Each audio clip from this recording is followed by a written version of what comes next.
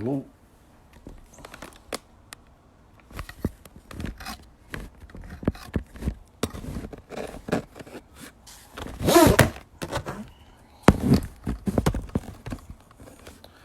Boa noite, Raul, Washington, meu prezado Hugo apareceu, Ari,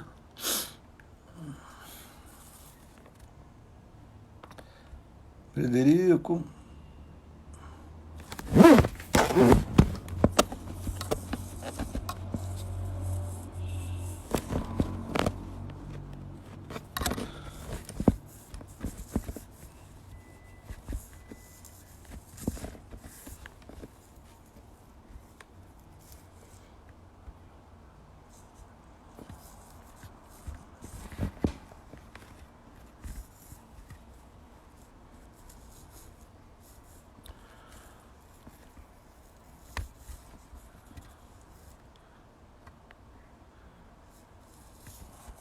Onde é que está o nosso convidado Hugo Arrigoni, que não aparece?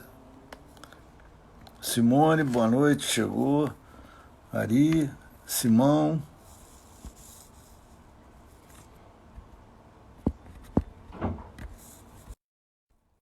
Pronto. Esperar o nosso... Aguardando o Hugo Arrigoni, está chegando aí, sem ser o Hugo Arrigoni. Agora você me Ô, aceitou. meu cara, boa noite, tudo bem? Porque nós somos... E aí? Né, tecnologia muito adiantada para a gente, né? Eu também estou fora. É verdade, é verdade. Mas o negócio... Mas o problema é o seguinte, Oi? nós estamos aqui hoje a convite da Federação de Karatê Tradicional do Estado do Rio de Janeiro, Certo. agradecer esse espaço que foi cedido pela Simone, pela nossa grande presidente Simone. Quem não sabe, Simone é uma das mulheres mais guerreiras que tem por aí, hoje assumindo esse cargo difícil de presidente da federação.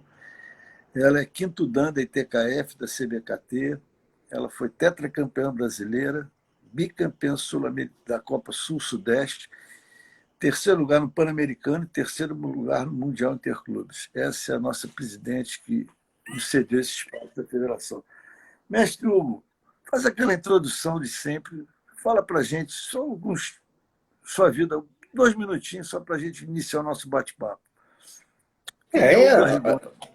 ô, Pisca, isso aqui é um bate-papo muito informal, né? A gente está aqui para falar fatos, contar algumas histórias. De repente, não é muito interessante para algumas pessoas, mas para o karatê né? Para quem vive o karatê, né? É isso. Então, o que você gostaria de saber, Pisca? Olha, eu gostaria de saber, em primeiro lugar, o seguinte. Eu vou fazer uma pergunta que vai pegar fundo. Todo mundo já esteve no Japão, muita gente esteve, e as pessoas estiveram no Roitsugan, que é o templo sagrado do Karatê. Eu, pelo menos, estive lá uma vez e fiquei, assim, babando, entendeu? Como se você tivesse, quem é católico, tivesse ido lá em Roma, né?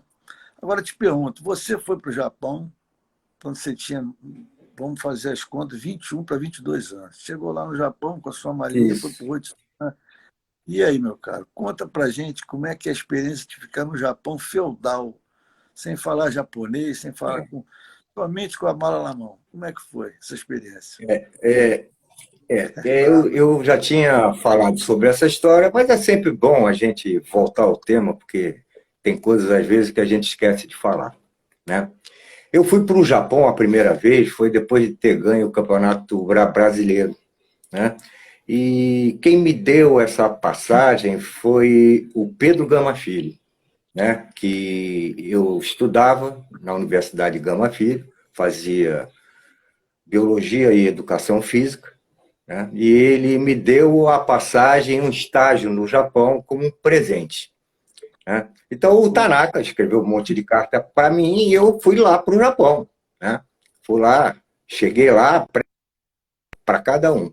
E como eu tinha falado antes, é no Japão bem feudal, né? As pessoas lá, quer dizer, eu fiquei 2 meses para o cara me endireitar a minha mão, né? Eu tive paciência de esperar por isso, né? Mas o mais difícil lá é assim, é uma solidão muito esquisita, porque você se afasta de todo mundo. Eu fui para um país que eu não conhecia e que tinha uma cultura, sabe, muito assim, muito tradicional, né, do passado. Então, o que eles exigiam da gente era difícil, por causa da nossa cultura ser diferente, né? Mas a gente conseguia acompanhar um pouco. Eu, para falar lá, eu falava um pouquinho de inglês, misturava com um pouquinho de japonês, fazia uma mímica, né? Me dava a entender, né? Mas E como é assim que era o foi. treino, o Foi. treinamento? E o treinamento? Como é Ah, que era o treinamento? rapaz, eram treinamentos assim, não vou dizer tão físico, era físico, mas era estafante a parte técnica, porque era tão exigida a parte técnica que você se cansava de uma forma que nem você querendo fazer isso só fisicamente você consegue. Por quê? Porque você envolve a tua mente nisso. Então você tem que pensar, você tem que raciocinar. Aí, o japonês, para me falar alguma. O Nakayama, todo dia de manhã, ele me pegava e me mandava fazer e ficava olhando o Kankusho 10, 15 vezes. Aí me corrigia um detalhe depois disso. Era uma hora fazendo. Tá?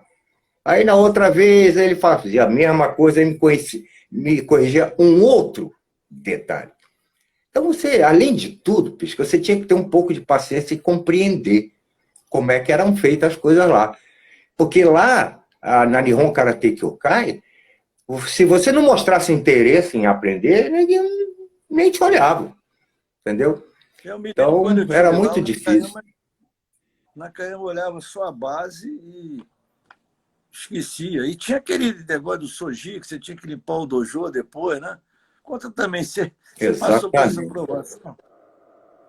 Ah, É, o passei. negócio Você sabe que sim, que a primeira vez que eu fui lá, tinha uns portugueses treinando.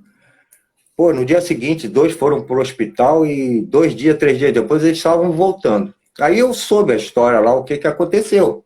Eles foram para lá para treinar, mas um dia, à noite, eles não podiam ter saído à noite, não podia sair à noite, não podia ir para festa, né? E tinha que ir lá para treinar. Eles queriam que você fizesse isso. Aí viram ele, um dos professores, numa festa, bebendo lá. Pô, no dia seguinte, rapaz, arrebentaram os caras. Quer dizer, vai entender isso, né? Esse foi o meu convite lá, que é as primeiras coisas que eu vi. Os caras treinavam, saía, passava mal, saía, vomitava na lata de lixo, botava lá em cima e voltava a treinar, porque tinha que voltar para treinar. Você podia sair para vomitar, mas tinha que voltar para treinar. E olha, eu digo assim, eu estava mais perto do inferno do que eu imaginava. Eu estava sentindo o calor ali do inferno. Você sabe que eu comia num restaurante e era do Matida-san. É um restaurante ali perto da JK e tudo. E a gente ia comer lá. Eu foi uma vez até que eu estava com o na Vitinho, foi Ibiza em ali, né? 77. É, e apareceu quem dentro do restaurante? Enio Verso. Cara, ele estava lá fazendo um treinamento dos instrutores, que era um treinamento fora do normal, né? Tinha que ter muita proteção para fazer esse treino, mas mesmo assim o Iahara tinha dado um soco na cara dele, tinha deslocado o maxilar dele. Ele não podia nem comer, ele só podia tomar sopa. A gente até falou com ele assim, pô, rapaz, sai desse treinamento, porque assim, nesse treinamento você desenvolvia muito e curtia muito o teu espírito. Mas, tecnicamente, eles não se preocupavam muito em te ensinar, não. Eles queriam que você sentisse a pressão ali do treino, de como era feito, do que era exigido, entendeu? Mas dentro da Roitsugan, em outros lugares, da Takudai, que aí eu treinava de manhã na JKA, à tardinha ia para Takudai, à noite fazia aula do Kanazawa na Rua Itsugan, e de manhã, antes de ir para JK, eu fazia aula do Nakayama, que era cedinho. Então eu passava o dia inteiro treinando. Era como eu me ocupava lá, né? Mas você, Fala, meu filho. inclusive, você na última live mostrou um quadro que o Nakayama te deu, uma representação da Oitsugan, não foi isso? Ah, rapaz, isso foi verdade. Isso para mim, sabe, com aquele negócio, a Roitsugan, a primeira vez que eu estava vendo aquilo, tinha 4 quartinhos ali dentro. Eu, para entrar dentro do meu quartinho, eu tinha que tirar a mala, porque eu e a mala não dávamos dentro do quarto juntos, né? Acordava de noite com barata andando em cima de mim. Porque foi engraçado. Eu chegava lá e encontrei um canadense. Aí o canadense, antes de dormir, começava a enrolar um monte de bolinha de papel e jogar no chão. Eu vi isso uma vez, 2 vezes. Aí na terceira vez eu fui lá perguntar para eles. Vem cá. Eu falei assim, não, é para escutar o barulho das baratas andando. Esbarrava nos papéis, você escutava, levantava e pá! Olha só, rapaz, até isso você tinha que desenvolver lá. Olha, tinha momentos na minha vida lá,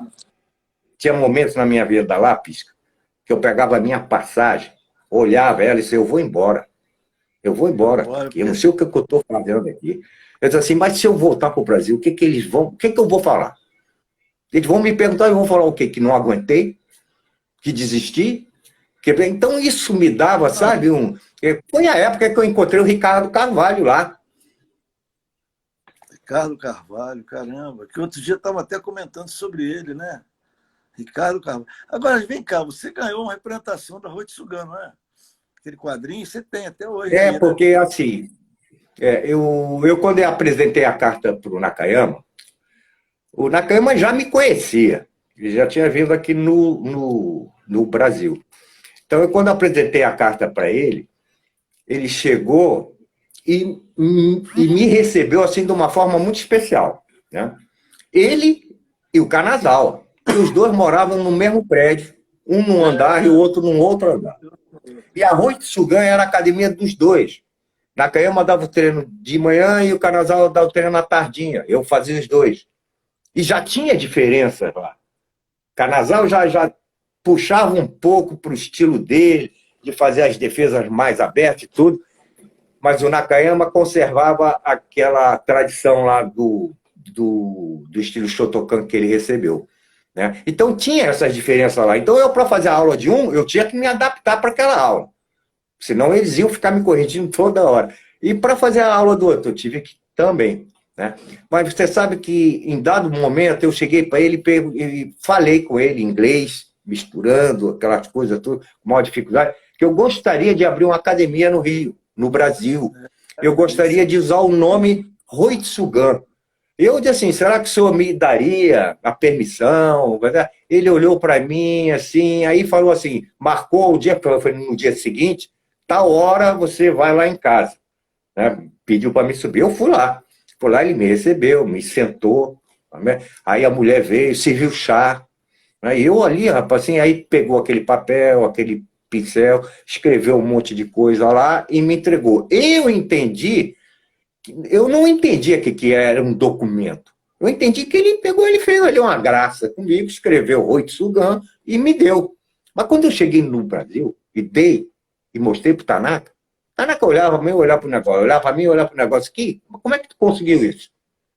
Eu disse assim, não sei, eu pedi, ele me deu. Aí eu coloquei isso num quadro. Eu nunca consegui fazer uma academia com esse nome, mas eu conservei até hoje e coloco no quadro. Ele me deu um documento, não deu uma permissão, mas deu lá um documento, mudou, não sei o quê. Foi uma fase legal, né, rapaz? Poxa, imagina você ficar um ano. Eu fiquei um mês, vamos ficar um ano, é uma coisa fantástica. Agora, você também, nessa época aí, eu me lembro que você comentou que você participou de um gachuco do Kanazawa. Como é que foi esse gachuco? Pô, foi uma vez que eu fui, que eu estava no Japão, com o Kanazawa também. Eu, quando entreguei a carta para ele, me tratou muito bem, me recebeu muito bem. O Tanaka era muito respeitado lá, bicho. Muito, muito. Então ele me recebeu e me fez um convite, porque ele tinha um final de semana que ele, naquela época, ele fazia um gachuco de verão no interior, que era praia e tudo, e me convidou para ir. Aí eu fui. Então eu fui de carona, até como é que era o nome dele? Eu vou me lembrar aqui. Ishikawa. Até nós fomos de carona com o Ishikawa, porque ele levou a gente de carro e tal. Muito legal. E nós participamos lá de um cachuco que, para mim, foi a primeira vez que eu tinha visto aquilo na minha vida. E achei aquilo fenomenal. Foi muito bom. Sofri um bocado, mas foi muito bom. Você sabe que nesse gachuco teve um torneio. Eles faziam sempre um torneio. E nesse torneio, eu lutei, sabe com quem? Com o Ricardo Carvalho. Caí eu e ele para fazer um comitê. Aí, empatando, aí teve uma prorrogação, ele me ganhou me dando um shirugueri. Muito legal. Legal. Agora, eu vou te fazer uma pergunta que pouca gente sabe, pouca gente conhece, e vai ser uma história muito legal. Quando o karatê passou por uma mudança e passou para o karatê tradicional, como é hoje, tem o karatê tradicional, houve uma reunião de professores de karatê em San Diego, a convite do professor Nishiyama. Você foi um dos que participou. Como é que foi essa reunião? Pisca, isso foi numa época. Primeiro, numa época em que o karatê estava indo muito para o lado competitivo, como ele é hoje. Não estou falando mal, não estou criticando. Eu até falo, você ser competidor durante uma fase da tua vida é muito bom, desenvolve muito, é bom para o desenvolvimento humano, né? Mas a competição em si, né, acaba se esquecendo daquela parte de arte marcial, de defesa pessoal. Você começa a colocar muito regulamento, muito a regra, né? Já chega o karatê chegar hoje, que passou aí que não tinha muitos golpes porque eram perigosos, aí foram retirados, né? Então, o que aconteceu? Era uma época que a JK tinha terminado. A JK tinha fechado por causa da morte do Nakayama, uma série de conflitos lá políticos, dois grupos brigantes, o Asahi com o Masahiko Tanaka, e aquilo levou durante 20 anos. Uns 20 anos. Então, não é que a gente ia adivinhar que ia durar isso. A gente não sabia quando é que a coisa ia voltar. E nesse interim, o Nishiyama desenvolveu o karatê tradicional, ou seja, um karatê arte marcial. O que é que ele fez? Ele estudou e mostrou os segredos do karatê para todos nós. Coisas que eu não tinha aprendido em 30 anos, eu aprendi em 2, 3 anos. E aquilo para mim foi uma modificação assim, da água para o vinho. O meu karatê era uma coisa e se transformou em outra. Então é por isso que eu acredito que a gente deve sempre estudar e sempre desenvolver. Porque as coisas vão estar sempre num progresso. Entendeu? Então, o que aconteceu? O Tanaka só podia fazer isso se ele tivesse uma federação. E para ter uma federação, ele precisava ter academias. Né? E o que ele fez? Quem é que acreditava nele?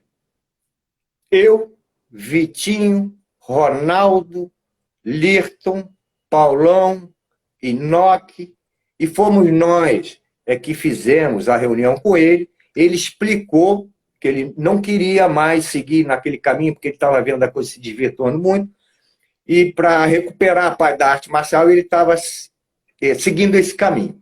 Aí perguntou, vocês não têm a obrigação, mas quem é que quer vir comigo? Eu disse assim, nós todos. Vamos com o senhor, porque aonde o senhor for, nós vamos.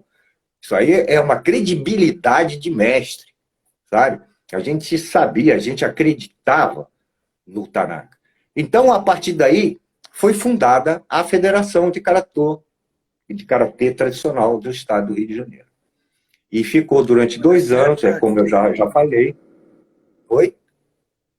Foi nessa época que surgiu também a Shotokan Do, não é? Academia Kobukan Do, não foi? Tradicional? Não. Foi a Kobukan, sempre foi. Sempre foi Kobukan. Você sabe como é que foi feita a Kobukan? Não, a Kobukan foi feita. A Kobukan saiu da praia de Botafogo e foi para a praia do Flamengo. E aí, ela Isso. houve nessa época você Não, dava não, aula lá, não, você.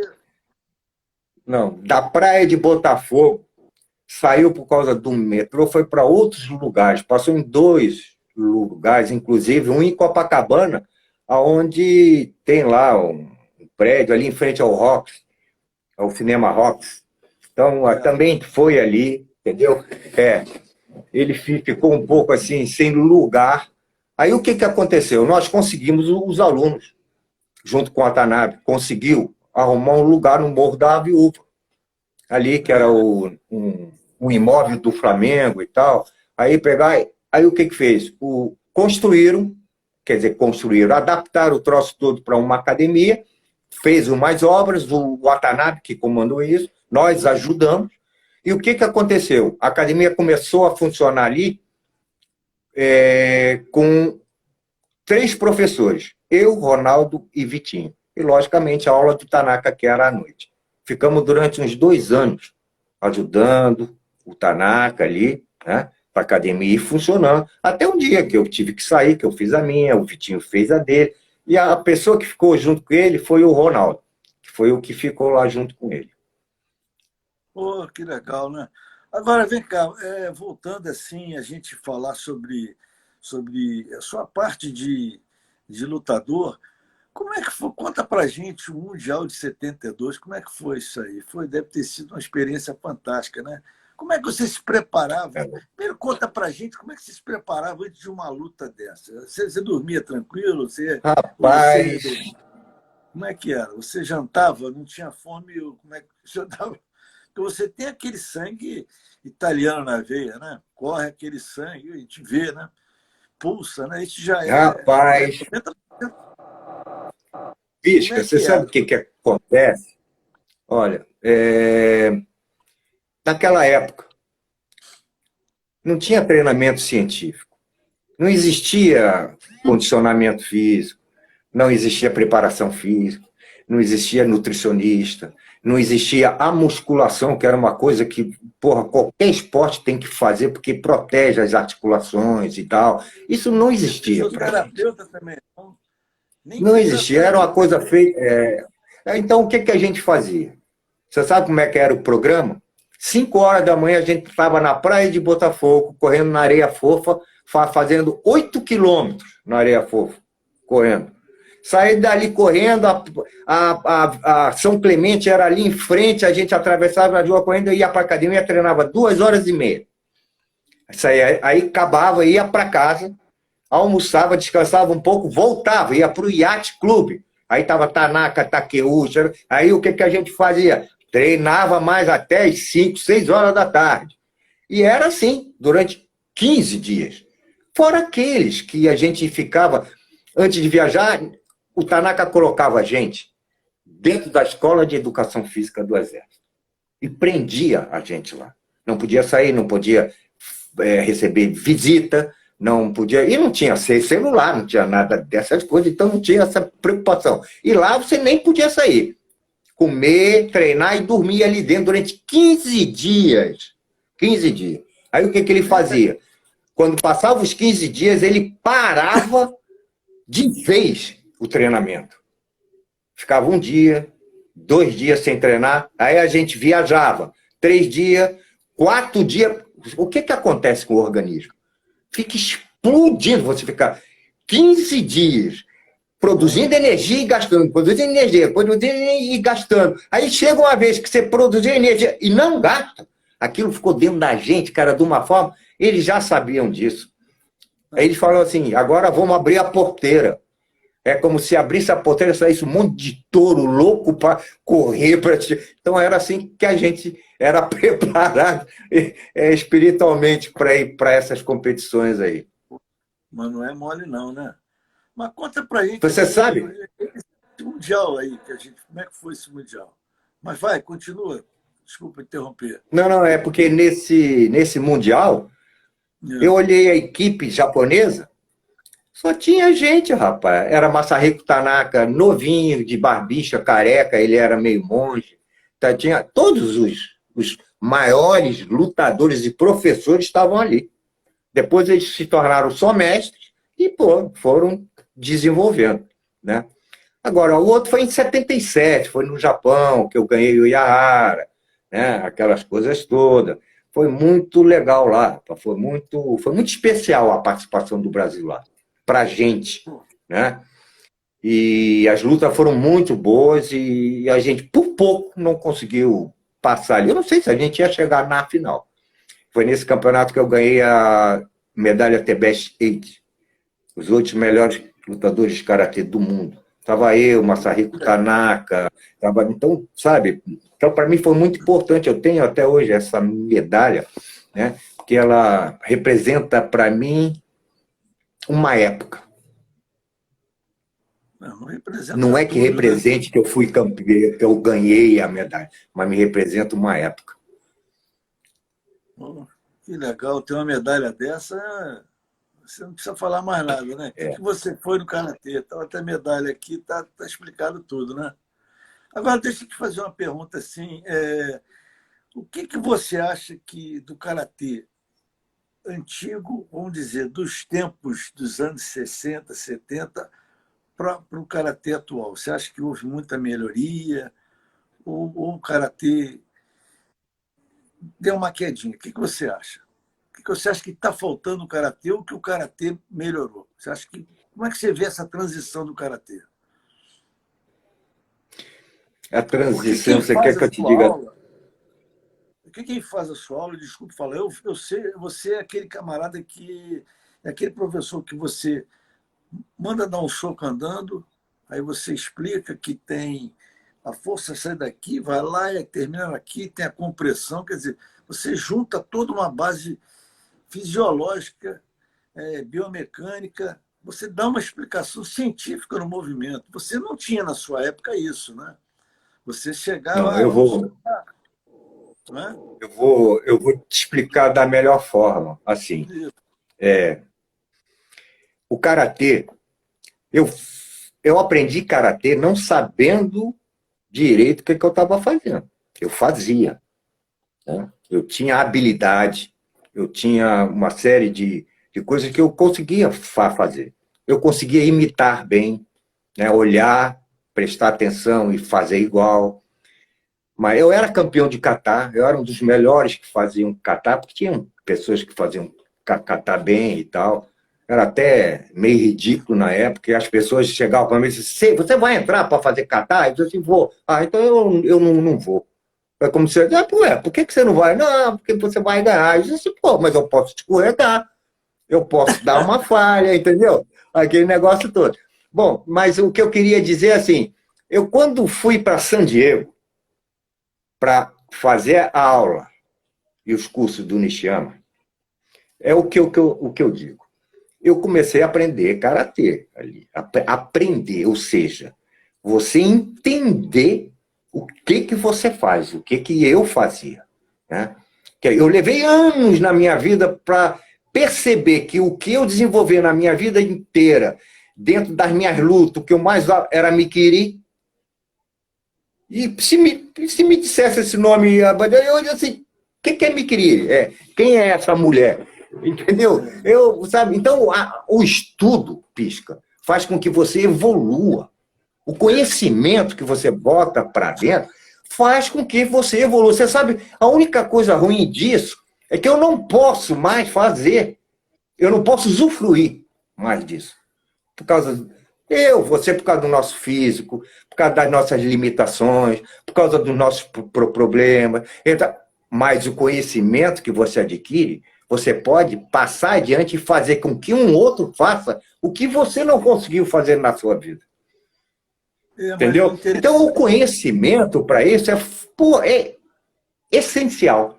Essencial. Não haveria... Se eu tivesse com karatê de 50 anos atrás, hoje, eu era um cara das cavernas. Eu estava vivendo numa academia que ia ser dentro de uma caverna. Dar soco em pedra, entendeu? A gente precisa evoluir. As coisas não foram feitas à toa, à revelia. Foram feitas com estudo, foram feitas com pesquisa, mesmo isso sendo feito há 1000 anos atrás. Isso vem de lutas, de outras lutas chinesas, de boxe chinês, de kung fu, estava um desenvolvimento tremendo.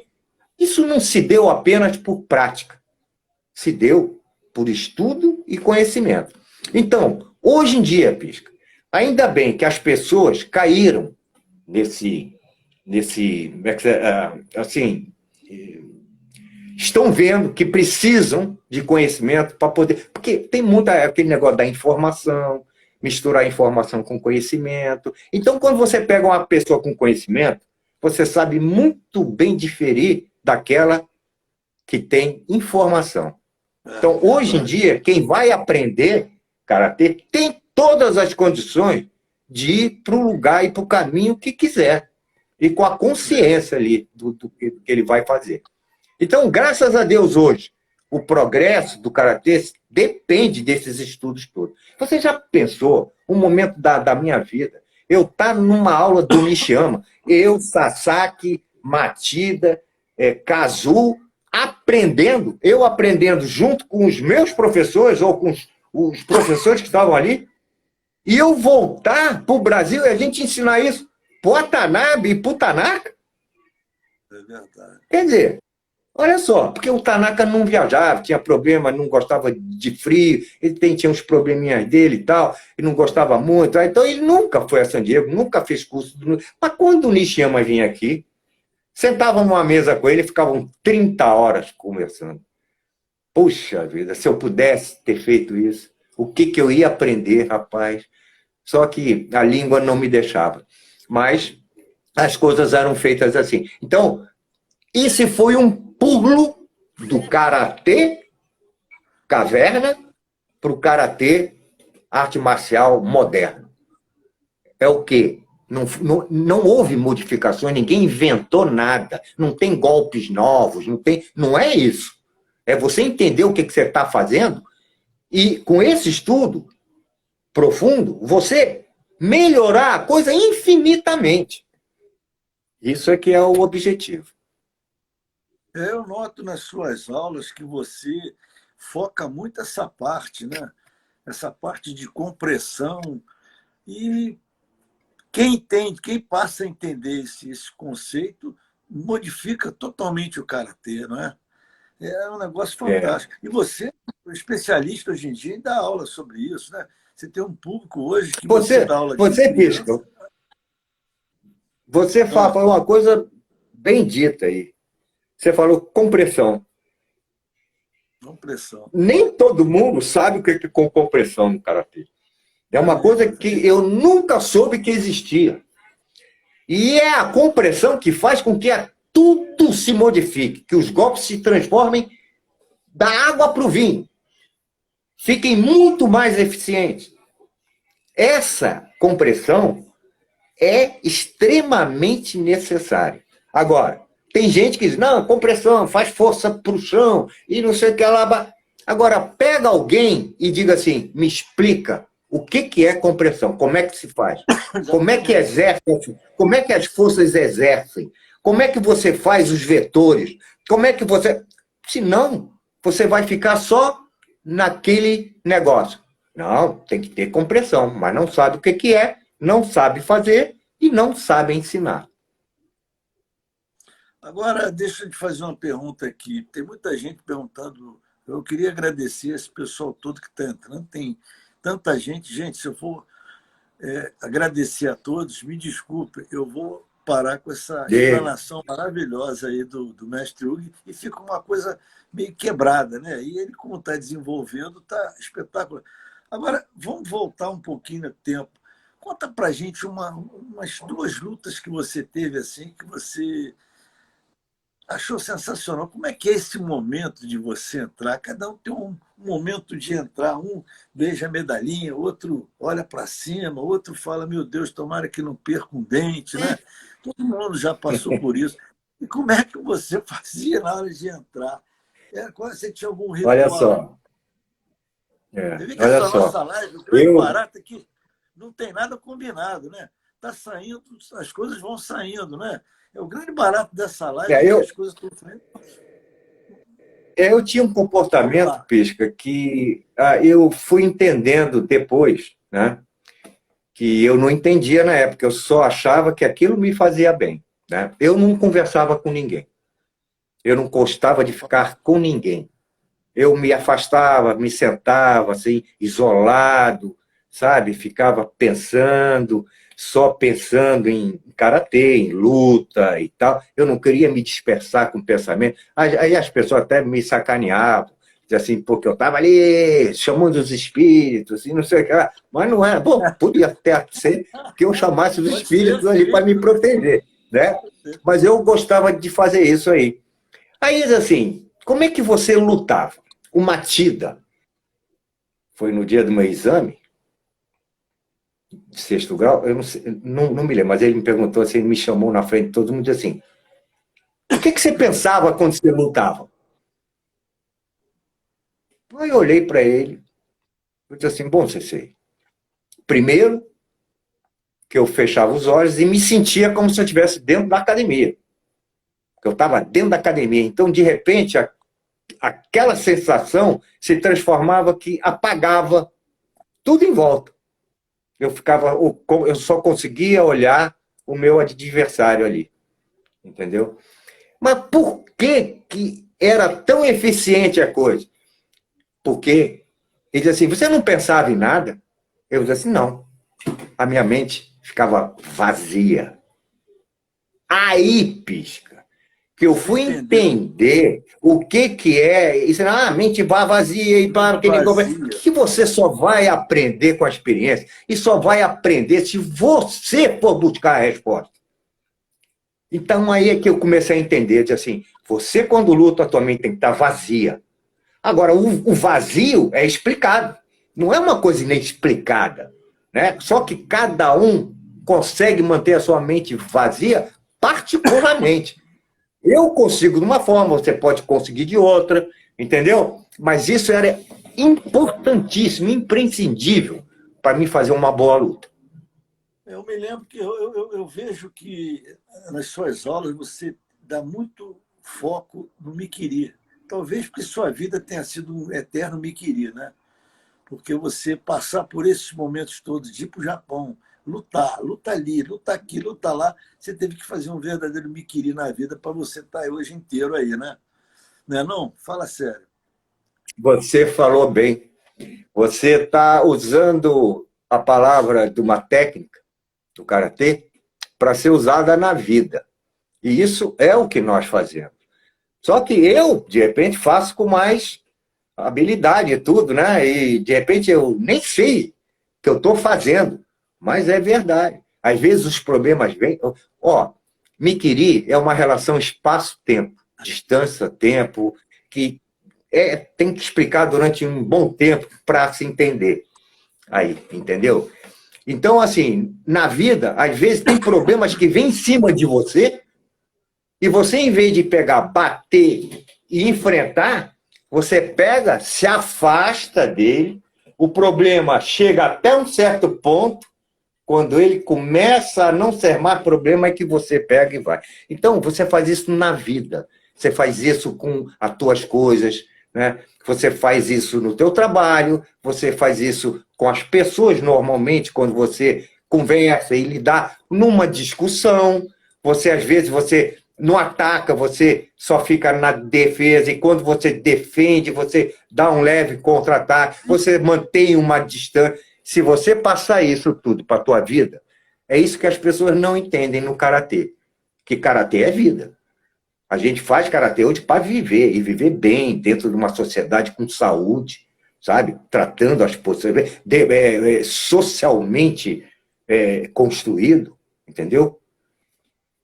Foi uma boa relação que você fez aí. A gente usa muito miquiri com várias coisas. Miquiri para viver. Hoje em dia, então, com essa pandemia, se você não fizer um Miquiri dentro de casa, você vai brincar com todo mundo, né? É uma confusão danada. Você ficar. Pronto, todo mundo dentro de É casa. difícil. É Eu difícil, só né? penso o seguinte, Pires, É. tomara que todos os meus anticorpos usem kimono, porque aí eu tô tranquilo. E faça um Miquiri com vírus, né? É brincadeira. Opa! Mas deixa eu Ou te faz fazer uma. um ser no 100, ou faz um ser no 100, né? Não, você fala muito bem também em Jutsu Kyo. Explica para a gente esse conceito que você tem. Você dá uma Olha aula só, eu vou dizer uma frase que eu não sei se está certa, porque está escrita de uma certa forma. Mas Nakayama falava assim, entre Kyo e Jitsu existe a melhor... existe... como é que eu posso dizer? Vai ser difícil, porque é uma coisa difícil de se entender. Assim, Kyo é distração, é desequilíbrio nada de físico, inércia desequilíbrio total. mental. Né? Jitsu é luta, é atenção. O estado entre um e outro é que é uma maravilha. É ali é que está a maravilha, ou seja, é ali que você tem que viver. Não é nem em Kyo, nem em Jitsu. É entre um e outro. Aí ali você fica com uma sensação de que você está feliz, completo. Né? Aí você pega isso e vai transmutar aí para a tua vida, para fazer as comparações e tudo. Mas é isso aí. Agora sim, o Kyo é bem explicado, assim como o Jitsu, né? O que não Você é bem usou muito suas explicado... lutas do Kyo, né? Você usou, deve Oi? ter usado. Você deve ter usado o Kyo. Ah, não, sim, lógico. Vem cá, como é que você pode, numa luta, os dois em estado de jiu-jitsu, os dois, um olhando para ele querendo atacar, e a coisa só ficar assim? Quem Kendo, samurai, ficava um em frente ao outro, parado assim durante 1 minuto, 2 minutos, 3 minutos, pum, cortava o braço do outro. Por quê? Porque o outro respirou errado, desviou o olhar. E esse é o momento que eu... Então, não dá para você lutar sem ficar se apercebendo, ou sem ficar trabalhando também, quando você olha para o teu adversário, o Kyo dele. E tem vários estágios de Kyo. Se você aprender a reconhecer eles, você vai se dar muito bem na luta. Isso é que é importante, porque são essas passagens que você faz nas suas aulas que as pessoas vão começando a entender um pouco, né? Na hora que a pessoa dá uma olhadinha para o lado, ele entrou em Kyo, aí você ataca, né? Isso é Você interessante. sabe o que, que eu falo? Você sabe o que, que eu falo para os meus alunos? Ah, Assim, nós, antes, no passado, a gente recebe uma sementezinha. Aí você, com essa sementezinha, você fica alegre e ganha uma sementezinha. Aí o que, que você tem que fazer com a semente? Vou plantar. Aí você planta a sementezinha. Rega, rega, aí sai, cresce. Opa, aí você pega. Se for um lugar, aí você pega, prepara, cozinha, para ele não ficar cru, e come para se alimentar. Não é assim que se faz? é, Normalmente. Então, do que eu estava falando? o Kyo. Mas isso Não, olha aí faz só. parte. Não, hein? Pô, aqui tá falhando aqui, cara. Eu não... Melhorou? Oi? Melhorou? Melhorou? Saiu aqui, peraí. Não saiu, não. Peraí. Você não saiu, não. Não saiu, não. Está aí. Oi, você Tá está aí. aí, Tá. sim. Tá bom. Tá bom. Tá. Você vai me desculpar, mas... Não, não, Né? mas isso acontece. Isso Então, aí é o mas Mikiri que você fez. Foi o Mikiri. Não como foi o assim? estádio de Kyo. Você tava comentando sobre as lutas, como é que é o desenvolvimento, como é que você faz, o estádio de Kyo, como é que você pega uma pessoa, entendeu? Isso aí, pô, é fantástico. Eu acho que todo mundo deveria fazer uma aula sua para poder pegar essas coisas. Você acha que já está no estágio de dar aula? Eu acho que não seria nem para principiante mais. Eu acho que está naquele estágio de você sentar, parar e corrigir as pessoas e passar esses ensinamentos. Porque é muito importante a gente ter uma pessoa que mostre para a gente que é fácil a pessoa falar assim, olha, faz isso, faz aquilo, sem ela nunca ter feito, né? Você, quando É fala assim, verdade. pô, muito simples, ó, pula a janela, eu nunca pulei. Será que é bom? Se o cara pulou, Agora se não pula, agora eu me lembrei do que eu estava falando. Então, aquele negócio, antigamente a gente recebia, para comer um alimento, a gente recebia uma semente. Hoje, os nossos alunos recebem a informação e o conhecimento já digerido. Não precisa plantar, não precisa regar, já está digerido, já está explicado, já está, entendeu? Então, hoje, o que a gente ensina, nós ficamos digerindo isso durante 40, 50 anos, para eles poderem agora receber a coisa pronta, sem precisar querer descobrir. Mas, logicamente, vai ter muita coisa para descobrir. Mas, poxa vida, antigamente a gente tinha que fazer um trabalho com um conhecimento, uma coisa que nos ensinavam, e que hoje em dia, quando a gente ensina, a gente faz isso que você falou. Ó, o soco é assim, mas ó, funciona assim, funciona assim, ó, é força de sei que lá. Aí o cara pega e vai assimilar isso muito mais rapidamente, né? Para poder desenvolver. o karatê sofreu uma grande mudança, ele cresceu muito. E você vê que hoje em dia, com esses grupos sociais, com a internet, você joga uma coisa no ar. Outro dia eu me lembro que eu estava num grupo e aí perguntaram o que é Khmer. Aí cada um deu uma história, um Ah, falou um rapaz, eu negócio. vi.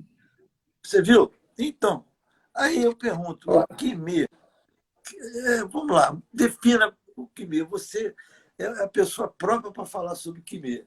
poxa vida, olha, isso aí é Tão tão difícil de subjetivo, né? explicar como é fácil de explicar. Eu não sei se eu vou me entender. Olha só, você quando dá um soco e faz o Kime, o nome Kime quando você consegue transmitir a maior força do teu corpo, do teu gesto, da tua técnica, na menor fração de tempo possível. Isso é o Kime, é aquela contração naquele momento ali. Agora, envolve uma série de outras coisas. Envolve pé, dedo, abdômen, quadril, que só tiver que falar de uma coisa. Mas o Kime, por definição, é isso. Quando me É falam, quando perguntaram você dá aquele um dia, golpe. Mas ali teve uma porção de interpretações que eu acho que algumas levavam para alguma coisa certa, outras não, né? Outras não. eu até falei que para mim, não sei definir. Eu sei que quando eu estou treinando, aí eu me lembro que o CC Uriu fala assim, pô, bota aqui mesmo, não sei o quê. Aí eu falava, será que ele está falando que eu estou botando pouca força, pouco espírito, pouca emoção? Entendeu? Então, para mim, naquele momento, eu até defini que para mim é tudo, que eu não sei, é a cabeça do professor querendo orientar o aluno, né? Você sabe o que o Tanaka me falava? Que a diferença das lutas com o karatê é que o karatê usa o corpo todo para dar um golpe. Da ponta dos cabelos à unha do pé. Todos entram em ação É ao mesmo fantástico. tempo. Você não pode Então, ter. quando você faz o Kime o que é? É a transferência desse poder, dessa energia. Quando você faz o Kime, o golpe, compressão, base, força, o Ki-ai, e naquele momento ali você está usando a força toda do corpo para você dar naquele soco ali. Aquele soco não é da minha mão, do meu braço, não. É do meu corpo inteiro. Então, Kime é essa transferência de energia no menor espaço de tempo possível. Pô, perfeita a sua explicação. Agora, deixa eu te fazer uma pergunta.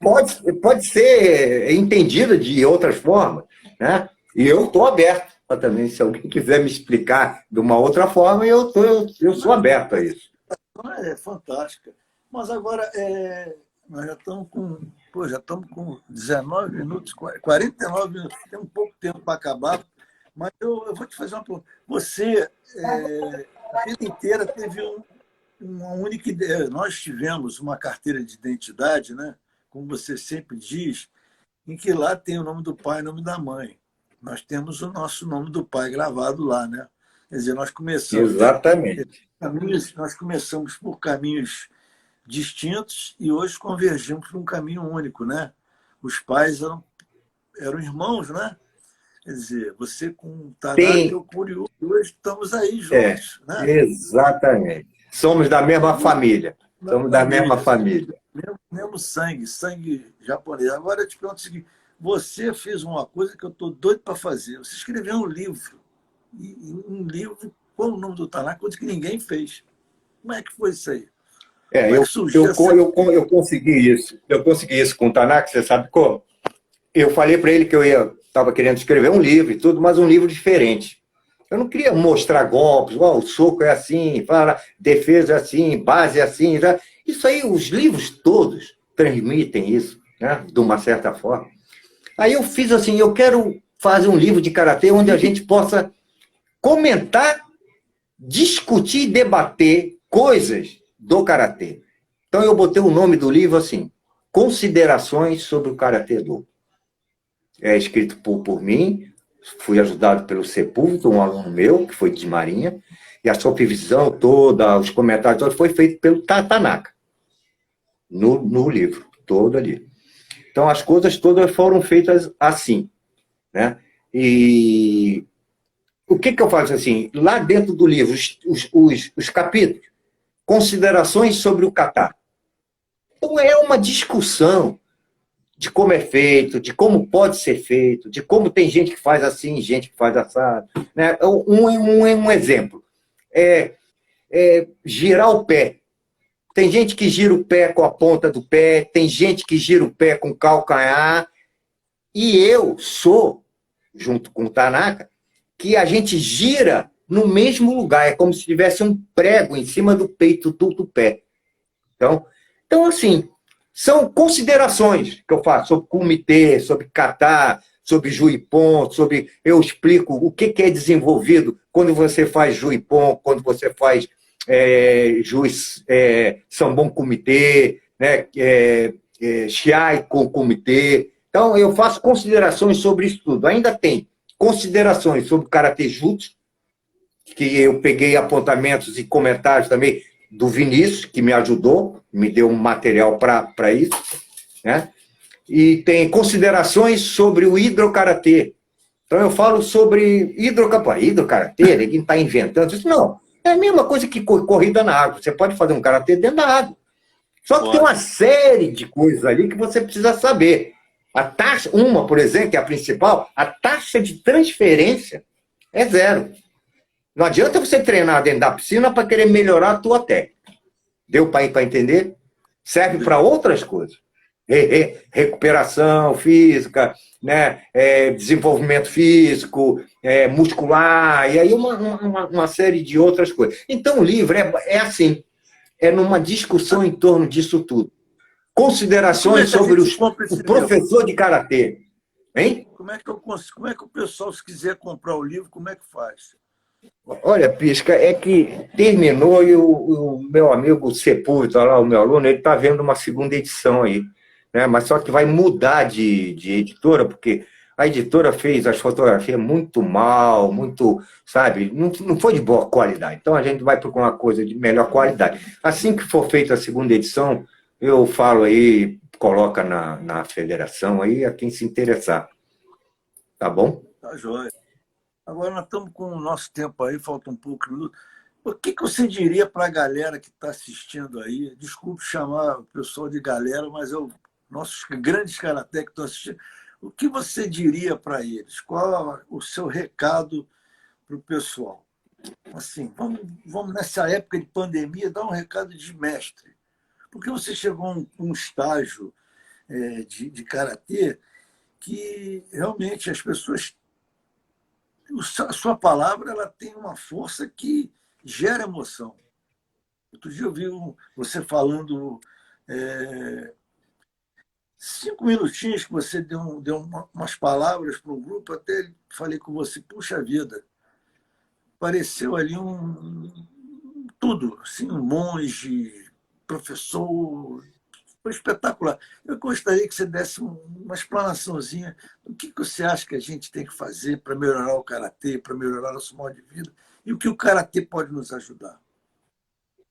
Poxa vida, Pisca, o karatê pode ajudar em tudo. Em tudo. Tudo que você faz na vida. Eu falo isso para os meus alunos.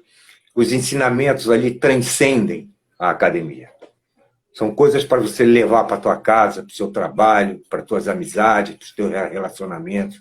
Entendeu? O karatê você vai usar para tudo. E você aprende a usar o karatê. Para tudo, né? Você não vai usar o karatê. Eu estou numa situação assim, discutindo com alguém, eu falo sobre. Eu vou usar o karatê. Não é bem assim. Não é bem assim. É de como você se comporta, de como você age, é que no final você vai dizer assim, poxa vida, agir como se eu estivesse lutando. Agir como se eu estivesse fazendo karatê. Karatê vai servir para sempre. Sempre na vida. Você tem uma é uma frase coisa. que fala, aquela frase que você disse sempre, karatê, vida, karatê, como é que é aquela frase fantástica que você fala? Você tem uma frasezinha que é karatê para a vida, como é que é? Ah, bom, não, é que karatê antigamente era feito para matar. Era uma coisa de guerra, uma coisa de. Hoje em dia, ele é treinado para quê? Para matar? Não tem mais guerra, não tem mais aquelas situações diante de conflito. Então, o que você faz karatê hoje para quê? Você aprende uma arte de defesa pessoal. Primeiro, para se resguardar de imprevisto. Segundo, porque para você desenvolver. Né? Então, eu acho que o karatê, cara, você não pensa em usar ele, você apenas usa ele. Você apenas usa ele.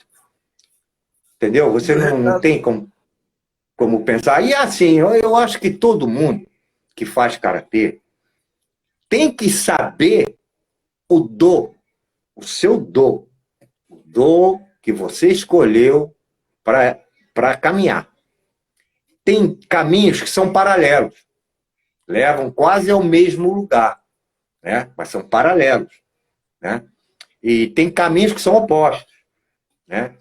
Agora, o que é achar o teu caminho dentro do karatê? É você saber o que você quer fazer, em que você acredita e que você vai fazer uma coisa que vai fazer você se formar para a vida. Então, para isso, você precisa ter, primeiro, uma identidade. Você precisa ter um pai e uma mãe. É o que eu ia falar antes, você sabe por quê? Padrasto não é pai. Tem muita gente que está cheia de padrasto aí, dizendo que é pai. Não, que eu fui aluno do Tanaka, eu fui aluno do Tanaka, eu sou aluno do Tanaka, eu sou... Caramba! E com isso renegam os próprios professores deles que estão mortos. Ah, rapaz, esse desrespeito nunca, eu aconselho nunca ninguém a fazer. É uma coisa que eu aprendi com o karatê, isso aí. Tá? Então, outra coisa é você ter a sua identidade e acreditar no que você está fazendo. E ir pelo karatê, pesquisa, karatê conhecimento, sabe, o karatê científico, porque isso aí não é uma coisa incompreensível, não. Tudo tem bases científicas ali. Agora, a base científica, você juntar ela com a base filosófica do karatê, se transforma num modo de vida. É o que o Funakoshi falava. Karatê é meu modo de vida. É isso aí. Gente, olha, foi fantástica a live. Eu e Sensei Hugo Arrigoni começamos por caminhos opostos, somos amigos há mais de 50 anos, estamos hoje em caminhos verdade. Viemos de Sensei diferentes, da mesma identidade, estamos aí. E eu tenho certeza que essa live o pessoal adorou, eu fiquei arrepiado, entendeu? Muito legal. Olha lá, hein, bicho. Um grande amigo, um grande mestre está aí. Eu te agradeço muito, Pisco. Sabe, isso lembrando para o pessoal, isso aqui é um bate-papo informal, sabe? Umas coisas que a gente erra, a gente esquece, fica uma coisa bem informal que eu acho melhor do que coisas combinadas, entendeu? Então, que as pessoas entendam isso. Isso foi uma live de situações, de histórias, né? De coisas que podem... Eu tenho uma porção de história. Pode ser que numa outra vez eu conte outras histórias. Quando nós voltamos do Japão, tivemos que ir para uma universidade. Tem várias histórias. Mas muito obrigado, Pisca. E que a nossa amizade termine nunca. Que a gente se encontre lá em cima. Se Deus quiser, tá bom? Vamos treinar. Um grande abraço, galera. Valeu, Osso. Obrigado, Osso.